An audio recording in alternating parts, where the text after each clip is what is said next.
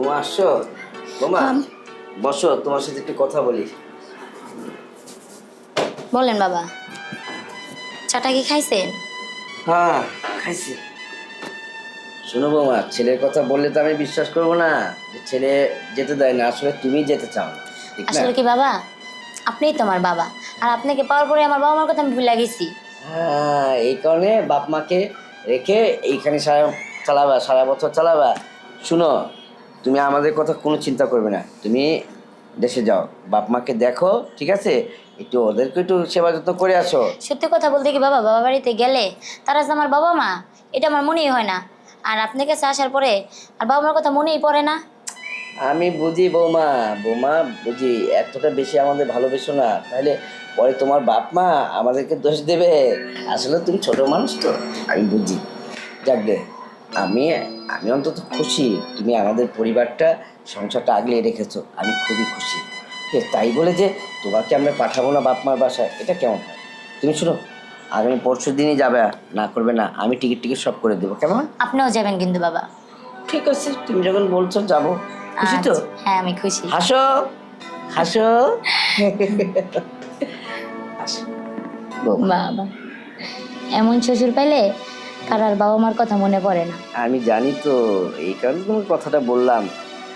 কেন বছরের পর বছর পার করছো, অথচ বাপ মার বাসা যাও না একবারও। আমাদেরকে এমন ভালোবাসা দিয়েছো, আর আমরাও এমন ভালোবাসা পেয়েছি, সব ভুলে গিয়েছি। আচ্ছা বাবা, হ্যাঁ আপনি বসেন, আমি একটু ঝাড়ুটা দিয়ে নিই।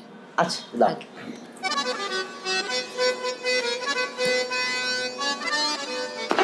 ও মা, তখন তো উঠাও। বাবা, এই সমস্ত কি? কি বাবা, তুমি সব কি করছো? আমি আবার কি করলাম? ছি বাবা ছি, চোখের সামনে যা দেখলাম তারপর বলছো কি করছি? তুই এগুলি কি বলছিস? আমি তো তেমন কিছু করিনি, বৌমার কাপড়টা পরে গেছে, আমি উঠিয়ে দিলাম। আমি সব দেখেছি, আর শাক দিয়ে মাছ ঢাকার চেষ্টা করো না। তুমি ভুল ভাবতেছো। চুপ! একদম কথা বলবি না। আমি ভুল ভাবছি না।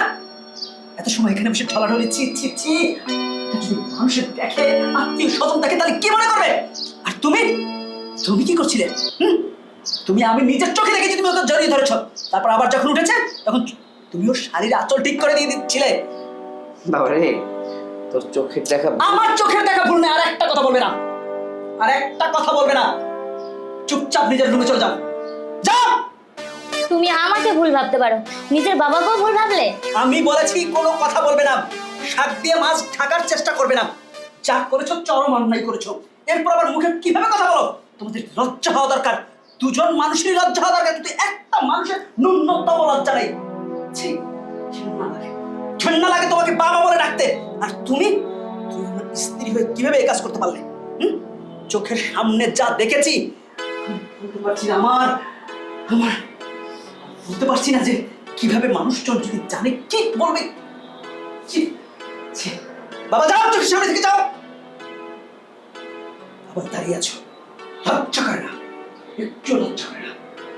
আর তোমাকে বলছি, তোমাকে আমি বিশ্বাস করতাম, তোমাকে ভালোবাসতাম, শুধু বাবা বলে আজকের মতো তাকে ক্ষমা করলাম, আর তোমাকেও ক্ষমা করলাম। নেক্সট টাইম আমি যদি এমন কিছু দেখি, তাহলে তোমাকে আমি ডিভোর্স দিব। বুঝতে পেরেছো? তোমাকে আমি ডিভোর্স দিব।